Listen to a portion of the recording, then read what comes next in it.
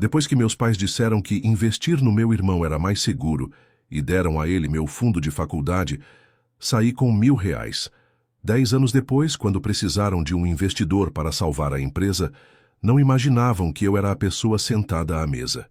Aquela noite se anunciava comum, mas havia no ar uma tensão silenciosa, um desconforto que me acompanhava desde que entrei pela porta de casa. A mesa de jantar estava posta com cuidado. Arroz, feijão, um frango assado que exalava seu aroma, quente, misturado ao cheiro de pão fresco. Minha mãe circulava pela cozinha, arrumando detalhes que, em outros tempos, me trariam conforto, mas algo em sua postura rígida me alertava de que o que viria adiante não seria trivial. Meu pai já se encontrava sentado à cabeceira da mesa, com a postura ereta e a expressão fechada, enquanto meu irmão, Marcos, exibia um sorriso contido, quase debochado. Eu, por minha vez, segurava no bolso da calça uma carta muito especial, a carta que mudaria o rumo da minha vida, a confirmação da minha aprovação na Universidade Federal, no curso de Engenharia Civil. Aquela conquista não era apenas minha, era também, eu acreditava, um símbolo de esperança para toda a família. Durante anos, fui o filho que estudava em silêncio, que trabalhava nos fins de semana para ajudar nas despesas da casa. Nunca reclamei das privações, tampouco do pouco reconhecimento. Enquanto meu irmão parecia colecionar erros e decepções, eu me mantinha firme, acreditando que um dia meu esforço seria visto e valorizado. Meu pai pigarreou. A simples limpeza da garganta soou como o prenúncio de uma sentença. Eduardo, começou ele, chamando-me pelo nome completo, como costumava fazer em momentos de seriedade. Sua mãe e eu temos algo importante para lhe dizer. Minha mãe baixou o olhar para o prato, recusando-se a encontrar o meu. Meu irmão recostou-se na cadeira, cruzando os braços, como se estivesse à espera de um espetáculo que já conhecia o desfecho. Surgiu uma oportunidade de investimento. Meu pai continuou com a voz grave e controlada. O Marcos recebeu uma proposta para abrir uma franquia de veículos. É uma chance real de sucesso e acreditamos que seja a melhor decisão para a família neste momento. Fiquei imóvel. Uma sensação gélida percorreu minhas costas. Por isso, decidimos utilizar o fundo que guardávamos, o fundo que estava reservado para seus estudos, para ajudar seu irmão a dar esse primeiro passo. Por alguns segundos, o tempo pareceu suspenso. Eu ouvia o tic-tac do velho relógio de parede ressoando pela sala, a respiração lenta de minha mãe, o som abafado do riso breve de Marcos. Mas, e a universidade? Minha voz soou fraca, traída pela incredulidade. Tirei a carta do bolso e a coloquei sobre a mesa com mãos trêmulas. Eu consegui. Eu lutei tanto por isso. Vocês prometeram. Minha mãe fechou os olhos, como se minha presença fosse um incômodo. Meu pai balançou a cabeça com uma paciência ensaiada. Você é jovem, Eduardo. Pode tentar novamente depois. Agora sua família precisa de você compreendendo esta decisão. Compreendendo, repeti a palavra arranhando minha garganta. Roubaram o meu futuro e querem que eu compreenda? O silêncio caiu como uma cortina pesada sobre nós.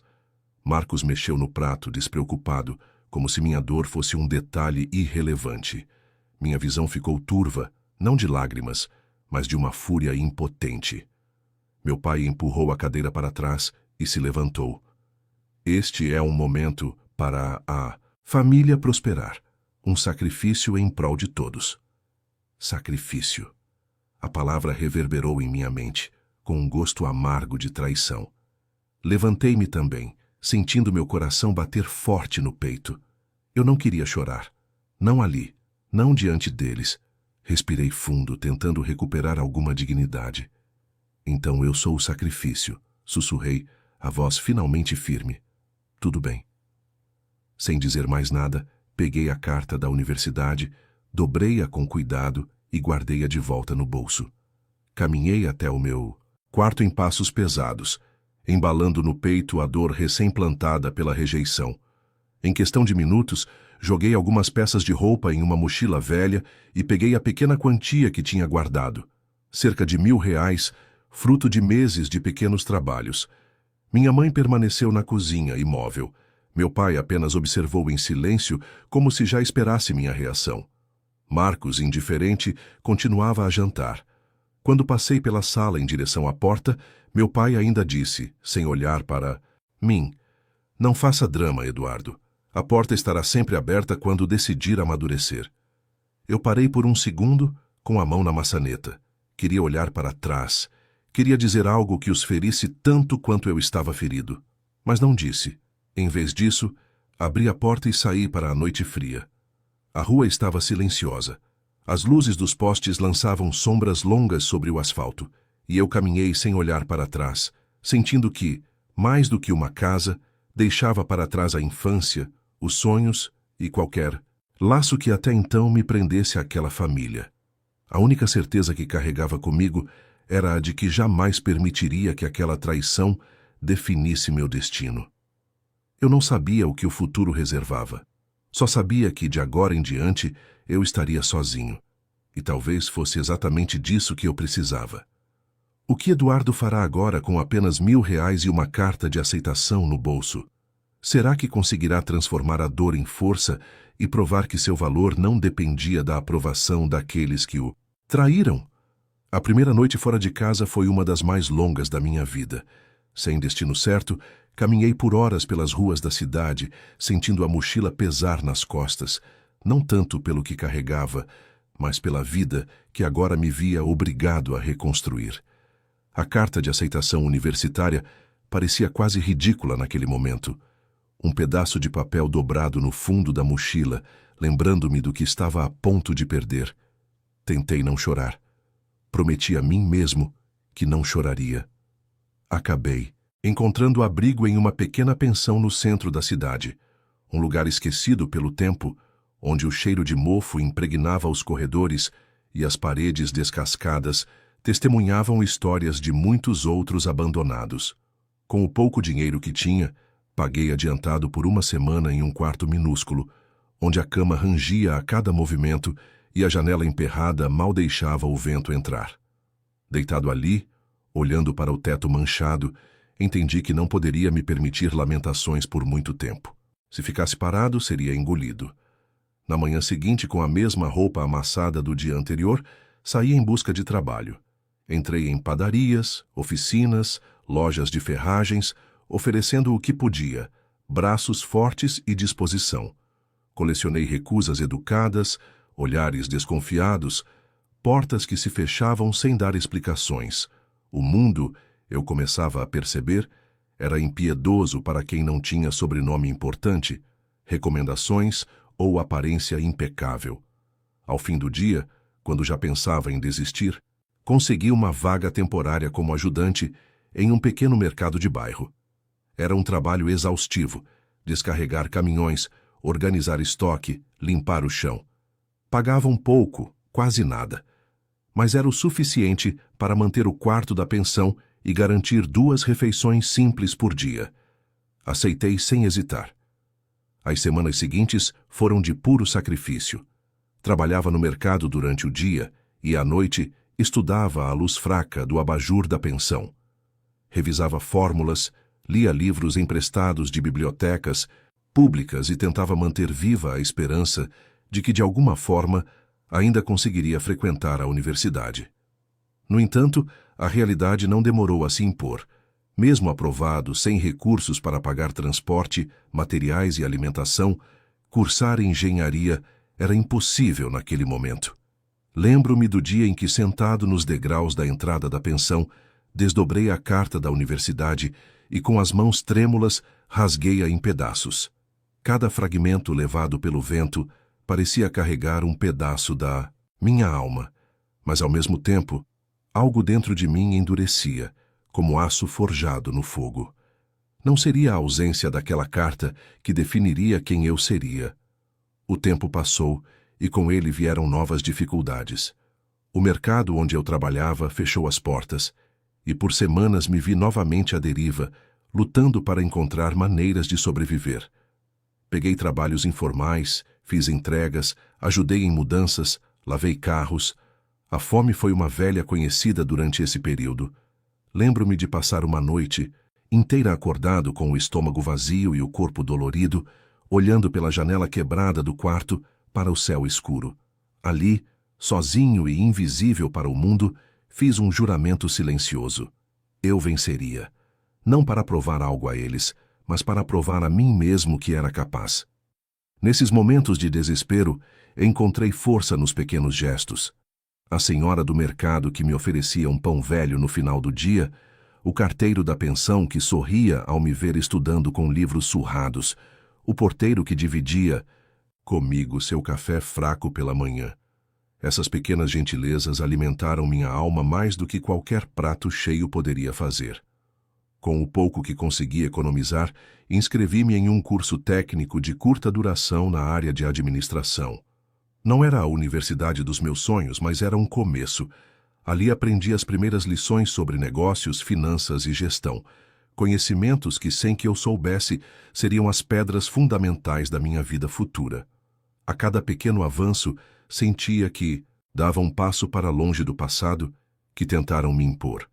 E embora ainda doesse lembrar do rosto dos meus pais, da frieza com que escolheram meu irmão em vez de mim, a mágoa começou a dar lugar a uma determinação silenciosa. Eu aprenderia, trabalharia e construiria algo que ninguém pudesse tirar de mim. Eu faria isso sozinho. Anos depois, mesmo já trabalhando em uma empresa de médio porte e subindo lentamente na hierarquia, nunca mais recebi uma carta, uma ligação ou sequer uma mensagem da minha família. O mundo deles seguira em frente como se eu nunca tivesse existido. E, para ser sincero, em muitos momentos, preferia que assim fosse. Todavia, o destino, sempre irônico, já começava a tramar reencontros que eu jamais poderia imaginar. Que reencontro o destino preparava para Eduardo? Como ele lidaria com a família que o abandonou quando finalmente estivesse em posição de poder? Os anos que se seguiram foram marcados por luta incessante, mas também por uma força interior que eu jamais imaginara possuir. Concluí o curso técnico com distinção, não porque fosse o mais talentoso da turma, mas porque dedicava cada instante livre aos estudos, enquanto muitos dos meus colegas desistiam diante do primeiro obstáculo. Durante o dia, trabalhava como auxiliar administrativo em uma pequena empresa de transportes.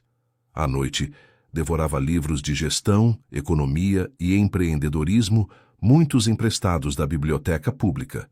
Era um ciclo exaustivo. Muitas noites adormecia sobre os livros, a cabeça pesada, o corpo clamando por descanso. Contudo, em cada folha lida, em cada problema resolvido, construía, peça por peça, uma ponte que me afastava da miséria e da dor do passado. Após 2 anos na mesma empresa, surgiu a primeira oportunidade real de crescimento. O gerente administrativo, impressionado pela minha dedicação e organização, recomendou-me para um cargo de supervisão. Recebi um pequeno aumento salarial que, embora modesto, representava para mim uma conquista imensurável. Com esse novo salário, deixei a pensão deteriorada e aluguei um pequeno apartamento nos fundos de um prédio simples. Pela primeira vez em muito tempo, tive um espaço que podia chamar de lar. Entretanto, a chama da ambição ardia, silenciosamente dentro de mim. Sabia que, se quisesse de fato mudar de vida, não poderia me contentar com a estabilidade confortável que ameaçava me envolver. Foi então que decidi empreender. Economizei cada centavo que podia, recusando luxos e diversões. Estudei o mercado de transportes. Identifiquei uma lacuna nos serviços de entregas rápidas para pequenas empresas e montei um plano de negócios meticuloso. O início foi modesto. Comprei uma motocicleta usada e comecei a fazer entregas por conta própria nos horários em que não estava no trabalho. Aos poucos construí uma carteira fiel de clientes. O que me diferenciava era a seriedade com que tratava cada entrega. Pontualidade, responsabilidade, cortesia. Valores que, curiosamente, me foram ensinados pelos mesmos pais que um dia haviam me descartado. Em menos de 2 anos, a demanda cresceu a ponto de eu contratar outros 2 motociclistas para me ajudar. Formalizei a empresa, registrei o nome e investi em publicidade simples, porém eficaz. Meu pequeno negócio começava a florescer. Com o tempo, ampliei os serviços para transporte de documentos empresariais e encomendas expressas. Firmei contratos com escritórios de advocacia, clínicas médicas e pequenas indústrias. O faturamento crescia de forma constante e, pela primeira vez, senti que podia respirar sem medo do amanhã. Mas o verdadeiro salto aconteceu quando conheci Marcelo, um empresário veterano que se tornaria não apenas um mentor, mas também um amigo leal. Marcelo era cliente de um dos escritórios atendidos por minha empresa e, impressionado com a eficiência dos meus serviços, convidou-me para uma reunião informal. Lembro-me bem daquela tarde. Sentei-me diante dele, nervoso, num café simples da cidade. Ele, um homem de voz grave e sorriso fácil, ouviu pacientemente minha história, sem os floreios, apenas a verdade nua e crua. Quando terminei, ele disse: "Vejo em você algo raro, Eduardo. Determinação sem arrogância. Você já é um vencedor, só precisa de oportunidades." Com a ajuda e o aconselhamento de Marcelo, expandi a empresa. Investi em uma pequena frota de veículos e contratei funcionários fixos. Passei a operar também no transporte de cargas leves entre cidades vizinhas. Os negócios prosperavam e em pouco tempo deixei de ser apenas mais um empreendedor para tornar-me uma referência no setor regional. Com esforço e disciplina, transformei R$ 1.000 e uma carta rasgada em uma empresa sólida, gerando empregos e promovendo desenvolvimento. A mágoa do passado não desaparecera, mas agora, olhando para a trajetória percorrida, percebia que cada humilhação, cada porta fechada, fora o empurrão necessário para me fazer crescer. Contudo, a vida, em sua ironia sutil, parecia não estar satisfeita.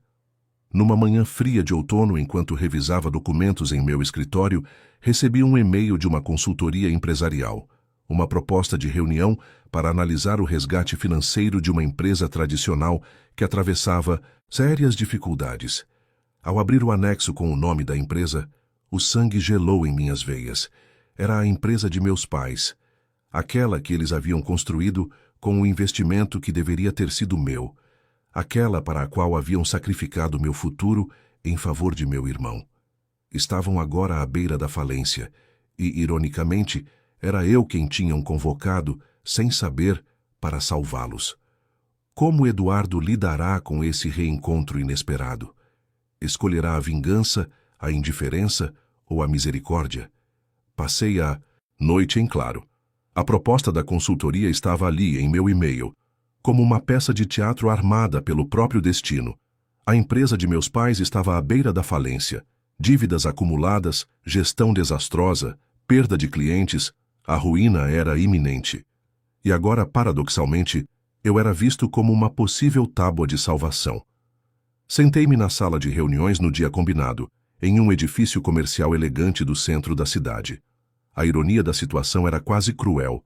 O jovem que saíra de casa, com R$ 1.000 no bolso, humilhado e rejeitado, agora aguardava para decidir o destino daqueles que um dia haviam destruído seus sonhos.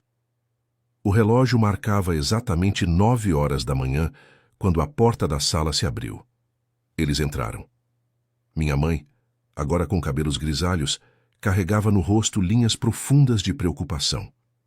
Meu pai, ainda com a postura altiva, parecia menor, como se o peso das derrotas tivesse-lhe encurvado os ombros.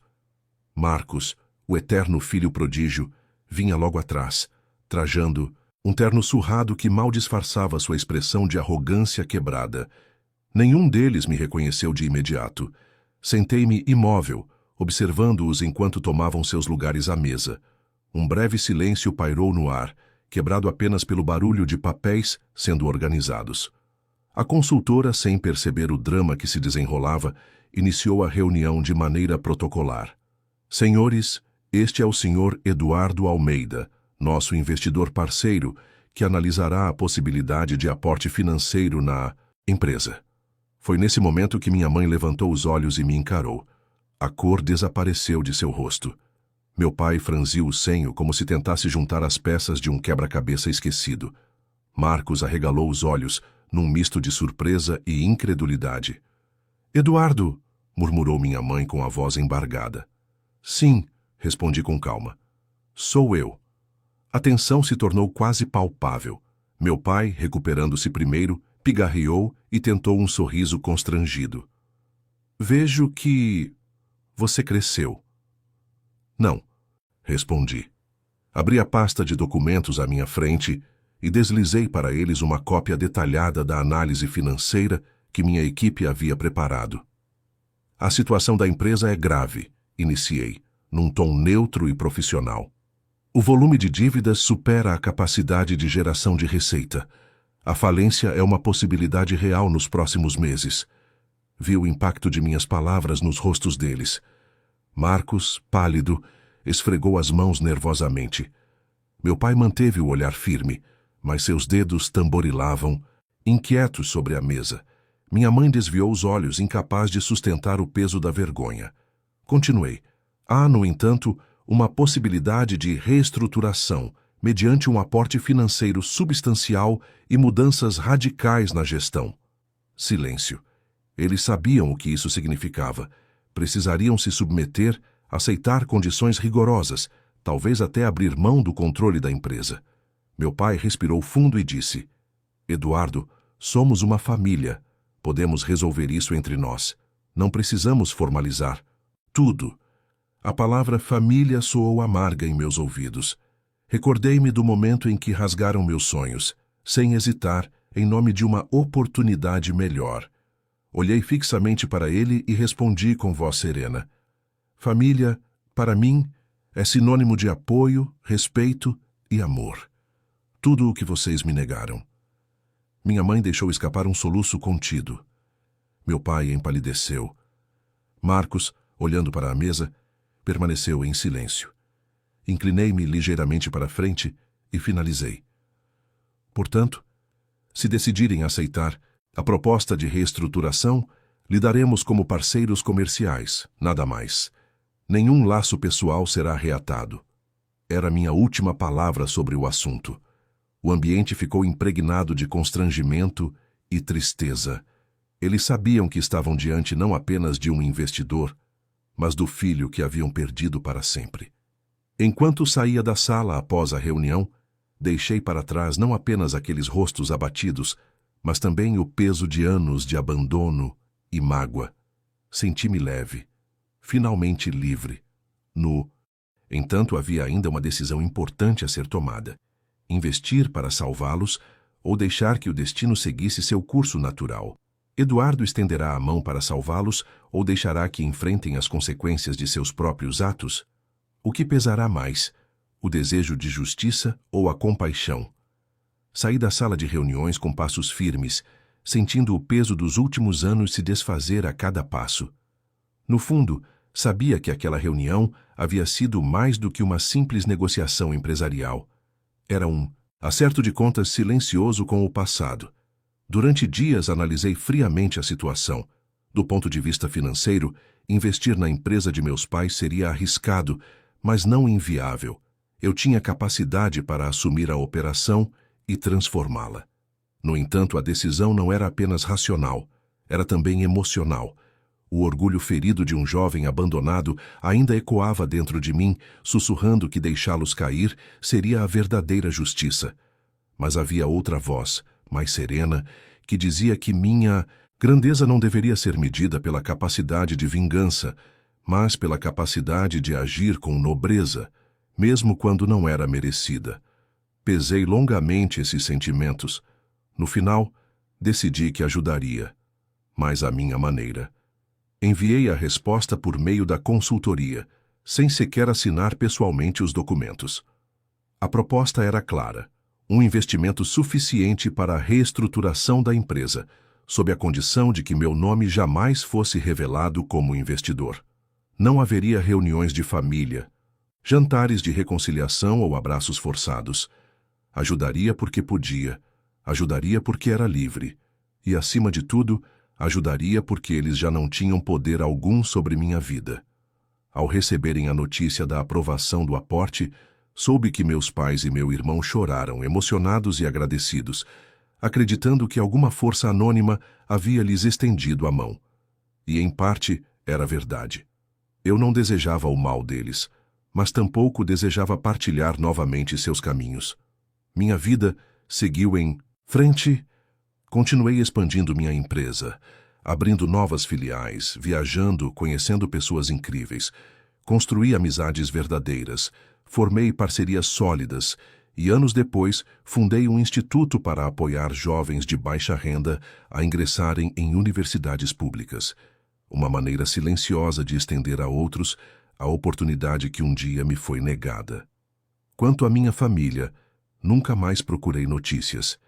Em alguns momentos, cruzava minha mente a lembrança dos rostos deles, mas sem dor, sem ódio. Apenas como uma página antiga de um livro que eu havia terminado de ler. A verdadeira vitória, percebi, não era vê-los quebrados ou humilhados. Era seguir adiante, livre da necessidade de provar qualquer coisa. Era viver em paz. Era ser dono da minha própria história.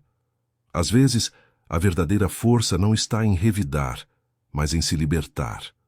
A maturidade nos ensina que nem toda justiça precisa ser vingativa. Muitas vezes, ela é silenciosa e plena, feita de escolhas que nos honram e nos transformam. E você?